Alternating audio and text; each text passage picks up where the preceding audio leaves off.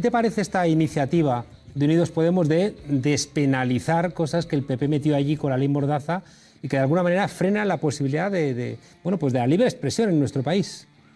Bueno, yo creo que la ley Mordaza no puede tener otro futuro más que la abolición total y absoluta. Nada Bueno, de pero retoques ni modificaciones. hay que hacer una ley para cargársela. Sí, bueno, no sé cómo son los procedimientos. Legales. Lo que haya que hacer, hay que hacerlo para derogar esa ley desde el principio hasta el final. En cualquier caso, ojo, la mayor parte de la gente que estamos siendo perseguidas en este país no es por la ley Mordaza, ¿eh? En mi caso, por ejemplo, no es por la ley Mordaza. Los delitos de ofensas a los sentimientos religiosos vienen del Código Penal del 94. Que es también lo que se va a plantear que se va a quitar. Claro, ojalá. Es que realmente es alucinante. Este delito se llamaba delito de blasfemia, que puso el señor Francisco Franco Bahamonde. Y cuando en el 94, esa reforma deleznable del artículo penal, lo que se hizo fue cambiarle el nombre, igual que se hizo con el Tribunal del Orden Público o como con la Brigada Político-Social, como se hace siempre en este país. Tú que ya tienes una edad... Continúa la derecha y la extrema derecha, pero les cambian los nombres. Has sido siempre muy crítico con Unidos Podemos. Siempre te ha parecido... Bueno, la historia... Los pensadores comunistas y anarquistas a lo largo de toda la historia han señalado a la socialdemocracia como enemiga fundamental del pueblo, puesto que es la herramienta que el capitalismo utiliza para suavizar su mensaje y que caigan millones de votantes en sus redes. ¿Alberto Garzón o Pablo Iglesias son una herramienta que está usada por el capital? Bueno, ellos personalmente me dan igual. Ellos son los líderes de dos partidos que son socialdemócratas y que están pretendiendo implementar ciertas reformas socialdemócratas inspiradas en la ideología de la socialdemocracia, que es el capitalismo suave, el capitalismo de rostro humano, que es toda una falacia y una mentira, como todo el mundo sabemos, incluidos Pablo Iglesias y Alberto Garzón. Entonces yo creo que pecan del pecado original de cualquier político, que es no decirle la verdad al pueblo, porque creo que la responsabilidad última o primera y fundamental de cualquier político es aquel que sabe contarle la verdad al pueblo, porque el pueblo tiene muchísima menos información de la que tiene, en este caso, Alberto Garzón o Pablo Iglesias. Entonces, cuando Alberto Garzón o Pablo Iglesias nos decía hace algunos años que había que salir de la OTAN y ahora ha metido a un general de la OTAN en uno de los puestos principales de su partido político, a mí me hace pensar que nos la están colando, pero doblada. Entonces, cuando antes había que nacionalizar las empresas estratégicas, la industria estratégica, y ahora de repente se ha olvidado eso, me da la sensación que nos la están colando. ¿No crees que para esas medidas tienes que tener detrás mucho pueblo? Bueno, pero eso decírnoslo antes. Quiero decir, antes cuando tú llegas, dices, voy a hacer este programa, pero no se va a poder cumplir, porque no tenemos pueblo. Voy a aprobar los presupuestos generales del Estado y he obligado al gobierno de Sánchez a incluir estas modificaciones en políticas sociales, etcétera, etcétera. Pero no se va a poder aprobar porque tiene que pasar primero por el Senado y luego tiene que pasar por aquí. Y entonces, contadnos la verdad, que nos cuenten la verdad. Si es que es muy sencillo, que nos cuenten la verdad, que nos cuenten que dentro de la Unión Europea no hay salida hacia ningún lado, que nos cuenten que dentro de la OTAN no hay salida porque estamos participando. O sea, el tema de las armas a Arabia Saudita no es por caprichos, porque también estamos dentro de una organización que se llama Tratado Atlántico Norte, OTAN, que es una organización terrorista. Y uno de los miembros más destacados de esa organización terrorista, el más destacado dentro de este país durante la agresión imperialista contra el pueblo de Libia, se llamaba Julio Rodríguez y ahora está en Podemos. Entonces, todo este tipo de cosas, o antes éramos un partido, o Podemos era un partido republicano, ahora ya de repente ya no es un partido republicano, por lo menos la monarquía no tocarla ahora, el aborto tampoco. No hay una postura clara sobre la prostitución. Creo que no hay una postura clara sobre los vientres de alquiler, corrígeme si me equivoco, ¿eh? No hay una postura clara sobre los vientres de alquiler. O sea, tendría que corregir en casi todo, porque sí que es verdad que Julio Rodríguez ha planteado que hay que salir de la OTAN cuando se pueda salir y construir una fuerza europea. Que es verdad que Pablo Iglesias ha planteado la necesidad de hacer un referéndum sobre la monarquía.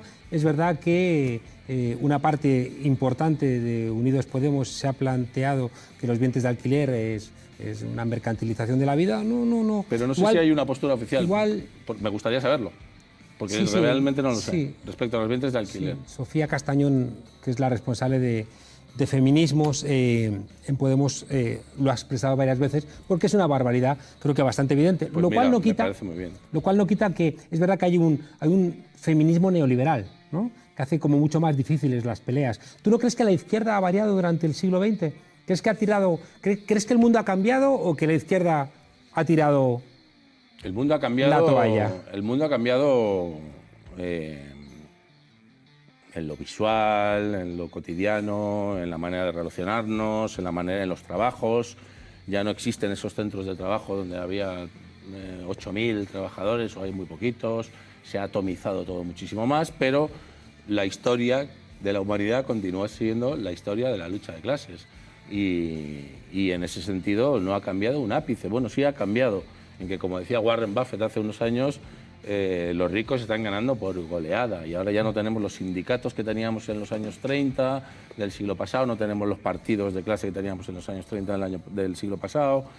Pero Willy, No porque tenemos la la Unión gente no los Soviética. vota. Igual que antes había periódicos de partido y dejaron de publicarse porque la gente no los leía. Hay una cosa terrible, y es que las minorías siguen teniendo la capacidad de juntarse, porque se van todos a Davos o a la Trilateral o a Bilderberg y se juntan. En cambio, la clase obrera se ha fragmentado a unos niveles espectaculares. Y luego, además, ocurre algo todavía más terrible. Por ejemplo, en Brasil, los pobres están votando a un fascista que ha dicho que va a quitar todas las ayudas sociales. Y esos pobres no votan a los partidos de izquierda, que los hay, votan a los pobres. Por tanto, creo que en el discurso que planteas me falta ese sujeto capaz de traer la revolución, porque no está ahí. Y por tanto, creo que hay un regaño sobre la base de una suerte de hombre de paja inexistente, que es esa revolución que está a punto de cuajar. No, fíjate, es verdad que el bipartidismo estaba en un momento muy crítico. La monarquía estaba en el momento más crítico desde el año 78 y se vino a saltar los cielos con un discurso que podría haber sido suficiente como para saltar los cielos, porque era lo que mucha gente quería escuchar y necesitaba que se pusiera en práctica. Y de repente ese discurso se desvanece. Se intenta redactar un discurso y emitir un discurso que sea aceptable, mayoritariamente aceptable por los medios de comunicación y por la sociedad. Se actúa y se hace política con el miedo, con el terror a los medios de comunicación de la ultraderecha. Pongo un ejemplo, el de los titiriteros en Madrid, por ejemplo, donde se perdió una oportunidad de oro para que ahora Madrid saliera a dar la cara, a defender a mis compañeros titiriteros y a decir mañana o pasado mañana convocamos una manifestación en Madrid para defender la libertad de expresión, la libertad de arte, la libertad de creación, y sin embargo lo que se hizo fue denunciar a los titiriteros por incumplimiento de contrato y echarlos a los pies de los caballos, mientras Manuela Carmena, que no había visto el espectáculo ni tenía la más repajolera idea de qué iba aquello, se permitió el lujo de decir que era un espectáculo deleznable. Bueno, pues todo este tipo de claudicaciones para supuestamente aparecer más aceptables dentro del régimen borbónico franquista español, lo que hace es que te diluyas y te parezcas cada vez más al resto de los partidos del régimen borbónico franquista español, Claro. que es lo que le ha pasado a Pero Unidos Podemos. fíjate, Willy, que tú dices, claro, todos esos tipos de errores te lleva al régimen borbónico franquista, pero es igual en Portugal, es igual en Francia, es igual en Italia, es igual en Alemania, es igual en Gran Bretaña. Por tanto, igual no se debe, ¿no?, al régimen borbónico franquista, sino que hay algunas cuestiones en el capitalismo y en su desarrollo que hacen que la izquierda esté en un momento de crisis brutal. Y que, de alguna manera, una mirada nostálgica hacia atrás, donde había un momento donde los sindicatos eran la hostia y la clase obrera era la hostia y ganábamos las peleas, creo que nos impide, ¿no?, dar las peleas reales. Sobre todo porque creo que estamos desviando el foco. Es que yo creo que es y Unidos nos condenamos Podemos, a perder. Yo creo que es Unidos Podemos quienes han renunciado a dar la pelea real en todos los aspectos. Quiero decir, ¿Por qué les atacan estamos viviendo, tanto? por ejemplo, estamos viviendo un auge que nunca se fue en este país de la ultraderecha, del fascismo, del franquismo más recalcitrante. Nunca se fue. Y la camisa azul estuvo siempre colgadita en el armario. Pero ahora la están sacando del armario, la están desempolvando y se la están volviendo a poner. Como en Alemania. Bueno, en como Alemania, Italia, bueno, pues es que ese es el como en ejemplo que te iba a Francia, poner. como En en Alemania Inglaterra. salieron el otro día 140.000 personas convocadas por los partidos parlamentarios de la izquierda, una manifestación simple y llanamente antifascista, contra el auge del fascismo. ¿Dónde está Unidos Podemos en España ahora mismo? ¿Dónde están? Yo no les veo convocando manifestaciones. ¿No sería esa manifestación darle, por ejemplo, a Vox más importancia de la que tiene? Ah, bueno, entonces nos quedamos en casa mientras el fascismo recorre nuestras calles y nosotros no vamos a salir a la calle, no vaya a ser que le vayamos a dar más importancia a los fascistas de la que ya más tienen. Inteligentes no, ¿cuáles? Por ejemplo, hay que salir a la calle. El fascismo se combate... Impedir sacar a Franco del Valle de los Caídos, impedir que lo coloquen... El fascismo solo se combate a hostias, porque ellos no tienen ninguna intención de dialogar con nadie, eso lo sabes tú mejor que nadie. Entonces, ¿cómo vamos a combatir a Vox? ¿Cómo vamos a combatir a Vox, a Ciudadanos y al PP juntos? Con conciencia.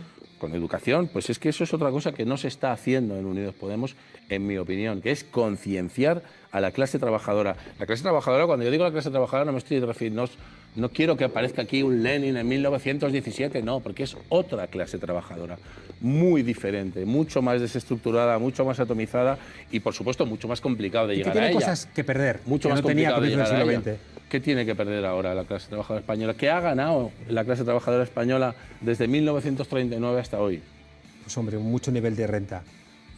Hay un tipo que se dio cuenta, si hace 2000 años... Pero un tío, tipo... si la clase obrera está en este país pasando hambre, si no tienen para darle de comer a sus hijos. Eso no pasaba en los años 90. Yo creo que si no somos capaces de entender que los tiempos son otros y que esa clase obrera no existe como tú la estás pensando, eso es lo que acabo de decir, sino que tiene otro tipo de realidades y que no sí que siente... ahora a los rojos tristes y cerizos que nos revolcamos en nuestra sopa de estrella de rojas. Que decir, no, yo ya sé que ha cambiado el mundo. Yo creo que hay un elemento central y es que incluso la gente que está jodida se siente a sí mismo clase media aspiracional y por tanto quiere prosperar. Y cualquier pequeña mejora respecto de cuando mira a sus abuelos dice, he mejorado más que mis abuelos. ¿No? Ten en cuenta que aquí los altos acabamos de salir del campo. Los altos cargos de Unidos Podemos son mayoritariamente clase media aspiracional. Yo quería... ¿Qué van a pensar el resto de los votantes? No lo es Cañamero, no lo es Alberto Rodríguez. Y bueno, hay como una... Es todo clase media aspiracional, es todo gente con sus títulos, gente que ha venido... que hay mucha gente que viene de trabajadores del campo, de trabajadores que sus padres son pescaderos... No es verdad, son 4. En Unidos Podemos, no estoy hablando solo de Podemos, en Unidos Podemos son 4 los que vienen de currar, de partirse el lomo, que no digo que partirse el lomo te tenga que dar ningún tipo de superioridad ética.